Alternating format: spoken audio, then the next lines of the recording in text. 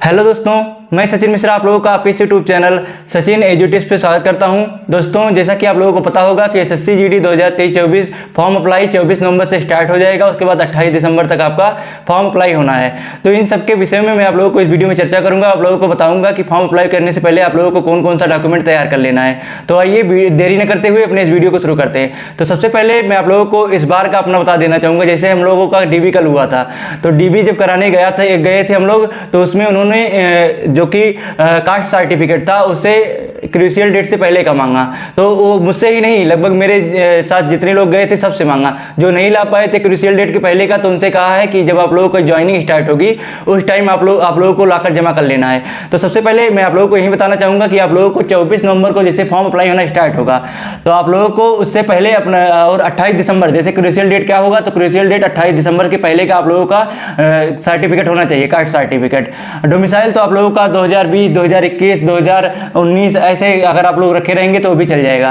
तो आप लोगों को जैसे कास्ट सर्टिफिकेट किसका बनाना है, तो जैसे एससी, ओबीसी और एसटी, उसके बाद इन तीनों का सेंट्रल लेवल का बनना चाहिए। इनका सेंट्रल लेवल का कास्ट सर्टिफिकेट रहना चाहिए। उसके बाद ईडब्ल्यूएस का तो स्टेट लेवल का भी चल जाता है उसमें, और सेंट्रल लेवल का वो रहता है जिसमें इंग्लिश में लिखा रहता है सब कुछ। तो आप लोगों को उससे पता चल जाएगा कि आप लोगों का ये सेंट्रल है। आप लोग जब वहाँ से जाके बताएंगे कि मुझे सेंट्रल का बनवाना है, तो लोग आप लोगों को आपका सेंट्रल बना देंगे। तो आप लोगों को अपना कास्ट सर्टिफिकेट एससी, ओबीसी, उसके बाद एसटी, इन तीनों का आप लोगों को कास्ट सर्टिफिकेट सेंट्रल लेवल का बनाना है, और ईडब्ल्यूएस आप लोगों का स्टेट लेवल का चल जाएगा। तो आप लोगों को अपना कास्ट सर्टिफिकेट इस तरह से बनवा लेना है।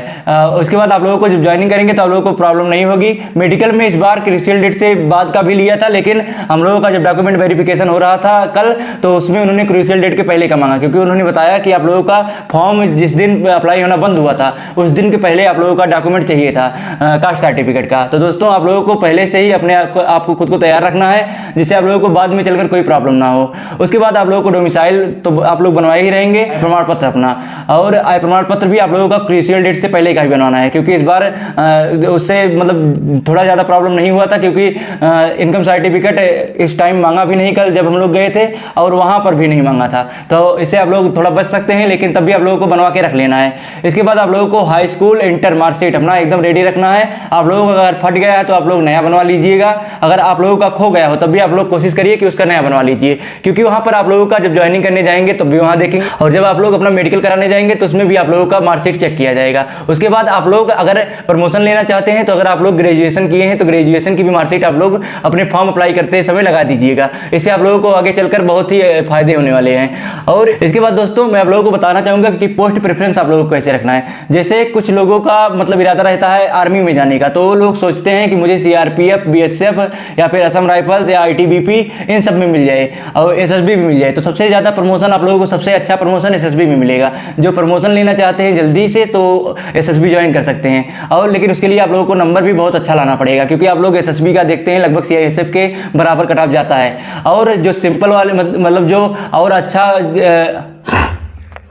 अच्छी पोस्ट पाना चाहते हैं, जैसे एसएसएफ, एनसीबी, इसके बाद एनआईए, तो उन लोगों को अपने चॉइस के अनुसार फर्स्ट प्रेफरेंस डालना है। जैसे आप लोगों को एसएसएफ पहला पसंद हो तो आप लोग एसएसएफ डालिएगा, एनसीबी उसके बाद सेकंड रखिएगा। जैसे आएगा तो मेरे ख्याल से तीनों में से दो ही वैकेंसी आएगी, चाहे एसएसएफ एनसीबी आएगा, चाहे एसएसएफ एनआईए आएगा, चाहे एनआईए एनसीबी आएगा। तीन वैकेंसियाँ तो इनमें से नहीं आएंगी, दो ही वैकेंसी आएगी। तो आप लोगों को इसी के आधार पर रखना है। उसके बाद आप लोगों का जैसे नंबर अच्छा आ रहा है तो आप लोग सेकंड, इसके बाद अपना थर्ड प्रेफरेंस रखिएगा सीआईएसएफ का, उसके बाद एसएसबी का रखिएगा, फिर नेक्स्ट रखिएगा आप लोग अपना आईटीबीपी का।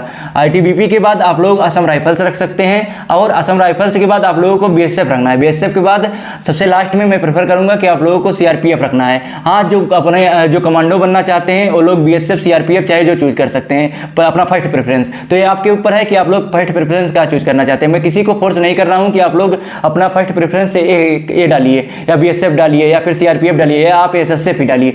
आपको जो पसंद हो आप वो फर्स्ट प्रेफरेंस डाल सकते हैं। मुझे जो अच्छा लगता था मैंने आप लोगों को बताया कि आप लोगों को फर्स्ट प्रेफरेंस से ऐसे डालना है, और उसके लिए आप लोगों को नंबर भी बहुत अच्छे खासे लाने पड़ेंगे। आप लोगों को कम से कम, अगर एसएसएफ इस बार चाहिए, वैकेंसी ज़्यादा आएंगी तब भी आप लोगों को कम से कम 145 प्लस नंबर चाहिए जनरल के लिए, एसएसएफ में बीट करने के लिए। और इस बार आप लोग देख सकते हैं 149 के करीब गया था, तो इस बार छूट भी थी एज में, तो इसलिए शायद कट ऑफ इतना हाई गया। और सबसे बड़ा खेल होता है नॉर्मलाइजेशन का। नॉर्मलाइजेशन जितना ज़्यादा होगा कट ऑफ उतना ही हाई जाएगा। आप लोग देख सकते हैं, मैं गारंटी के साथ कह सकता हूँ इस बार कट ऑफ हाई जाने का रीज़न यही था कि नॉर्मलाइजेशन बहुत ज़्यादा हुआ है, और नॉर्मलाइजेशन जब कम होगा तो कट ऑफ इतना ज़्यादा नहीं जाएगा।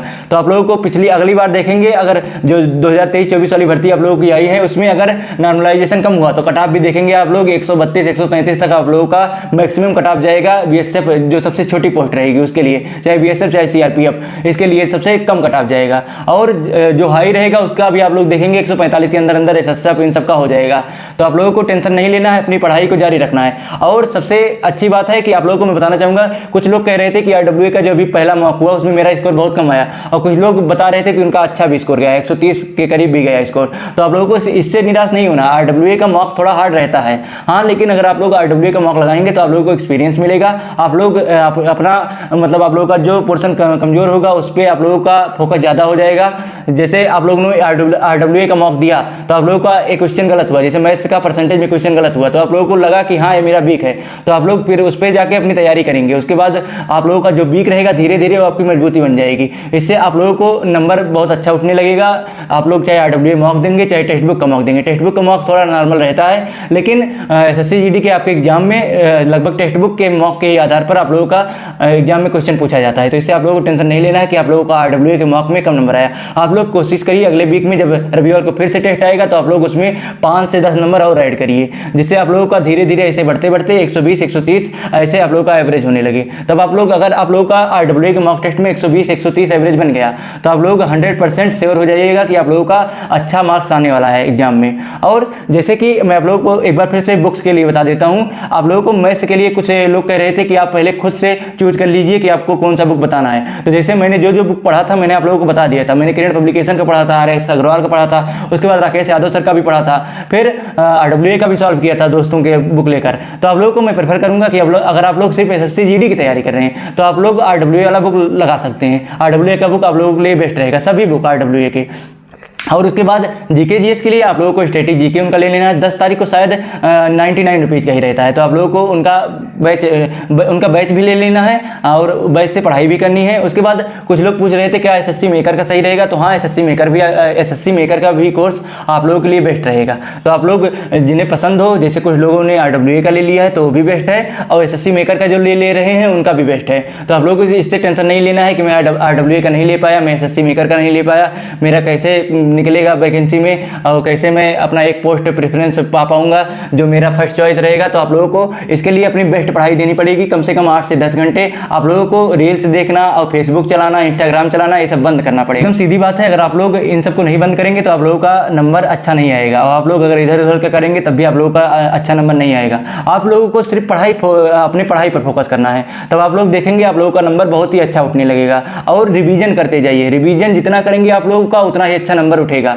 आप लोग मॉक भी जितना सॉल्व करेंगे उतना अच्छा आप लोगों का नंबर जाएगा। और इसके बाद जीके जीएस के लिए आप लोग प्रीवियस ईयर के लिए एसएससी का जो कि किरण पब्लिकेशन का बुक आता है, प्रीवियस ईयर उसमें रहता है, आप लोग उससे सॉल्व कर सकते हैं। उसके बाद आरबीई का मैं टेलीग्राम पर अपने सेंड करता रहता हूँ, आप लोगों को टेलीग्राम ग्रुप भी ज्वाइन कर लेना है। उसके बाद अगर आप लोगों को कोई अपनी क्वेरी पूछनी हो तो आप लोग मुझे इंस्टाग्राम पर मैसेज कर सकते हैं, मैं आप लोगों को रिप्लाई करके आप लोगों को असिस्ट करने की पूरी कोशिश करूंगा कि आप लोगों का जो भी प्रॉब्लम हो सॉल्व हो जाए। तो दोस्तों, और रीजनिंग के लिए आप लोग रीजनिंग का प्रैक्टिस भी किरण पब्लिकेशन के बुक से कर सकते हैं। आप लोग अगर कोशिश करिए तो आप लोग दिल्ली पुलिस कांस्टेबल का जो बुक किरण पब्लिकेशन का लॉन्च हुआ वो सब परचेज कर लीजिए, उससे आप लोगों का दिल्ली पुलिस कांस्टेबल उसके बाद एसएससी जीडी दोनों कवर हो जाएगा। तो आप लोगों का इससे सब आप लोगों के जो प्रॉब्लम थे सब सॉल्व हो जाएंगे। उसके बाद आदित्य पब्लिकेशन की बुक से आप लोग हिंदी की पढ़ाई करिए, उसके बाद हिंदी का भी प्रैक्टिस करिए। हिंदी में जैसे कुछ लोग बता रहे हैं कि मुझे विलोम शब्द नहीं याद हो रहा है, पर्यायवाची शब्द याद नहीं हो रहा, तो आप लोग उसे रिपीट करिए। जैसे एक बार आप लोग एक दिन पढ़िए, जैसे आप लोगों ने 50 पर्यायवाची पढ़ा एक दिन में, 50 पर्यायवाची वैसे कोई नहीं पढ़ पाएगा, हाँ जैसे 5 या 10 पर्यायवाची और 50 विलोम शब्द आप लोगों ने पढ़ा, तो आप लोग जो 5-10 पर्यायवाची पढ़े हैं, 5-10 जैसे ब्रह्मा जी का पढ़ लिया, विष्णु जी का पढ़ लिया, इसके बाद ऐसे ऐसे करके रत्नों का पढ़ लिया, तो आप लोगों को उसको फिर रिपीट करना है। 3-4 दिन जब आप लोग रिवीजन करेंगे उसका लिख कर रिवीजन करिए, तो आप लोगों को धीरे धीरे खुद याद हो जाएगा। और आप लोग जब प्रैक्टिस लगाएंगे तो प्रैक्टिस में आप लोगों का अगर क्वेश्चन रॉन्ग रहेगा जो, वो आप लोगों को हमेशा के लिए याद हो जाएगा। और आप लोगों को प्रैक्टिस करने से ही आप लोगों का पर्यायवाची, विलोम, उसके बाद अनेक शब्दों के लिए एक शब्द, वाक्यांशों के लिए एक शब्द, ये सब आप लोगों का तब सही होने लगेगा। तो दोस्तों, इस वीडियो में बस इतना ही था। मेरे ख्याल से आप लोगों को वीडियो बहुत ही अच्छा लगा होगा। अगर आप लोगों को वीडियो पसंद आए तो चैनल को सब्सक्राइब करिएगा, उसके बाद अपने दोस्तों के पास शेयर करिएगा। मिलते हैं नेक्स्ट वीडियो में, तब तक के लिए धन्यवाद दोस्तों। जय हिंद, वंदे मातरम।